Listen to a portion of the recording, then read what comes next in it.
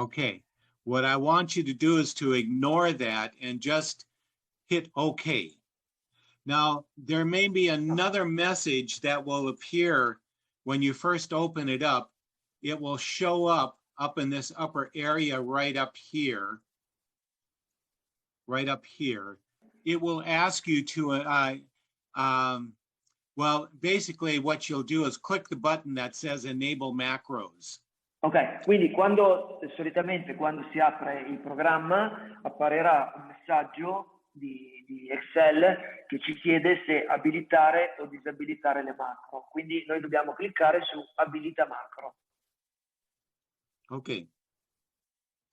All right, so let's begin then.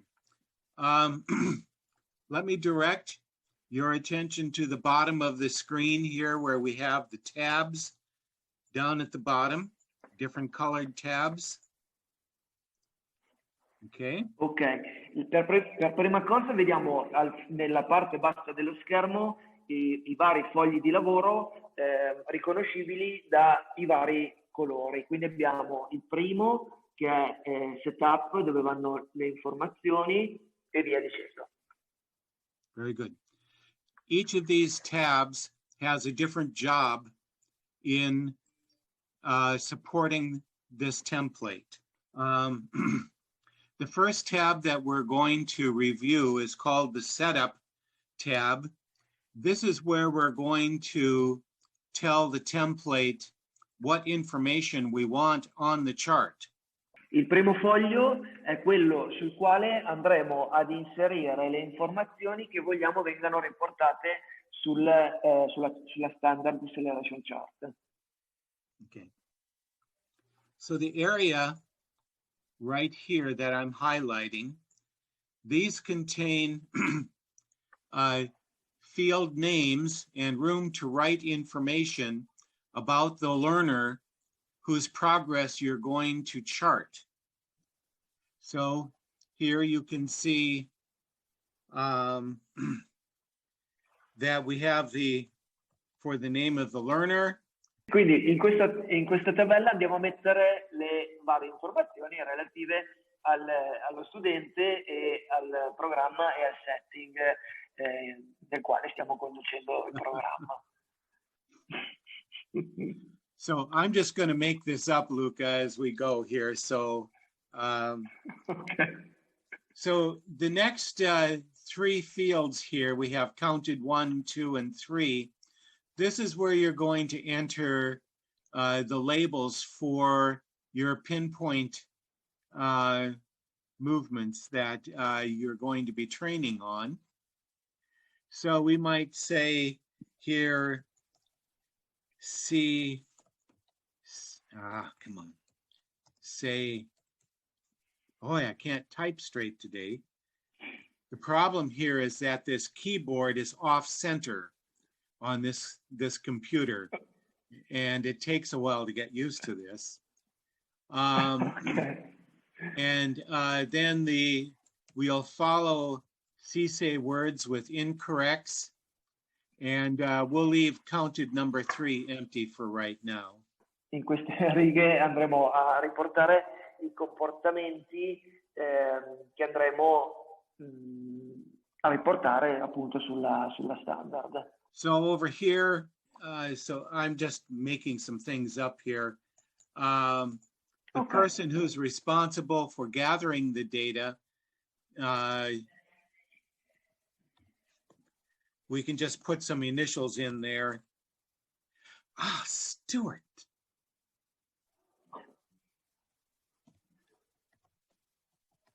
So we want to know who's going to do the timing of the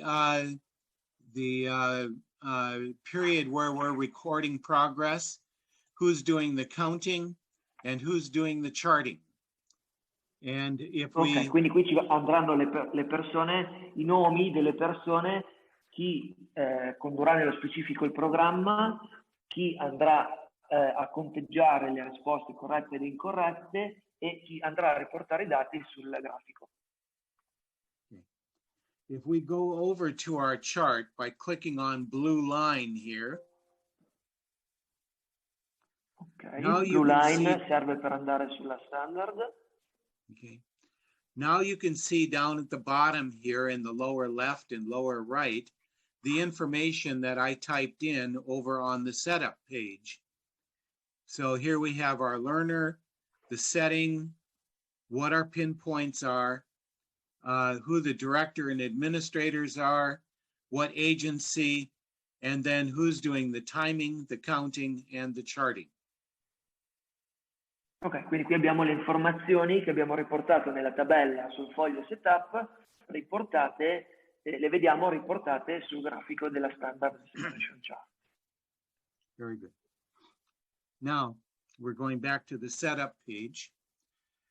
And I'll point out that the information over here, that can all be changed. So instead of performer, if I want the word learner, I just type that in. And now over on the blue line page, you can see that the learner is Luca there. Do you see that down at the bottom? Sì. Yep. Okay. Quindi se vogliamo cambiare la tipologia di la definizione dei vari campi, lo si può fare sempre tornando nella pagina di setup, modificando ad esempio studente, vabbè, in italiano sono simili, comunque si possono modificare anche le voci presenti nella colonna di sinistra. Okay, and so just to do it one or two more times, just so that you're comfortable with what I'm doing, instead of counted one, maybe I want that to read pinpoint number 1, and the next one pinpoint number 2, like that. And over Okay. on our chart, you see the words pinpoint 1 and pinpoint 2 down at the Sì. bottom. Okay. Esatto, quindi è la stessa procedura per cambiare anche altre voci. Now, if you want this just to be unique, but you want to keep the original labels that I established, and you want to put them back, just click the button that says Restore Field Names, and they all come back. Ok, per eliminare le modifiche e tornare alle diciture originali è sufficiente premere il tasto Restore the Field Names. Very good. All right. So that's how you label your chart. Next, I'm going to show you some another area on this chart. So we're going to go to chart format table here. Ok. And Vediamo come modificare la tipologia. okay. On the blue line chart here, you'll notice the scale. It starts at 0.001 and goes up to 1,000. This is a log 10 scale here, and it's labeled count per minute. Okay.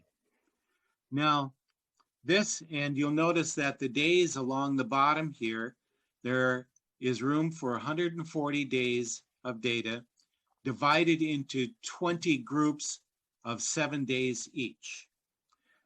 Of course, that means that each of these major lines right here, the vertical major lines, represents a full week. Okay. These run from Sunday to Sunday. Sull'asse verticale viene riportato il conteggio delle risposte al minuto. Essa ha una scala logaritmica per 10 e va da un valore minimo di 0,001 ad un valore massimo di 1000. Sull'asse orizzontale invece troviamo i giorni successivi di calendario. Questo grafico copre 140 giorni. Noterete delle linee verticali a mano che si procede osservando l'asse orizzontale. Esse dividono il grafico in settimane, partendo da domenica fino ad arrivare alla domenica successiva. This first cell right up here, it says chart synchronization date. I set that at the 3rd of January 2021. I'm Ok. sorry if that's not in the European style for writing dates. E quindi abbiamo la data di sincronizzazione che apparirà poi sulla standard, che è scritta nel formato di data statunitense, però parte da domenica 3 gennaio 2021.